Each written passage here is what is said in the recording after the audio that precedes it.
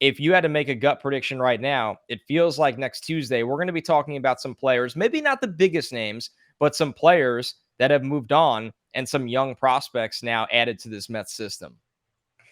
I think that's the way it has to be. They need to be realistic about where they stand. Yes, they're, as we record, I think 7.5 out of the third wild card, but they're behind like 100 teams.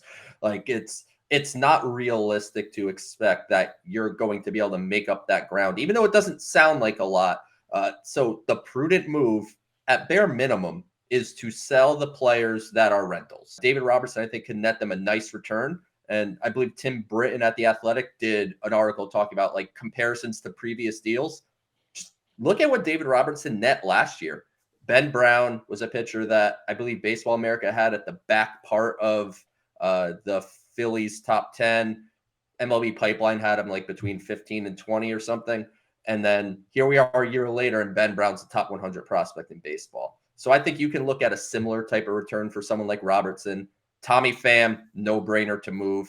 It seems there's interest in Mark Hanna. That feels like a move you should make. You could listen on guys with a little control beyond this year with Omar Narvaez, who has a player option. Adam Ottavino has a player option. Brooks Raley, you and I kind of don't want to move, but No. I think it'd be irresponsible to not listen and see if there's a good enough offer. You could do that. Andy Martino, I'd mentioned Jose Quintana could potentially be on the block.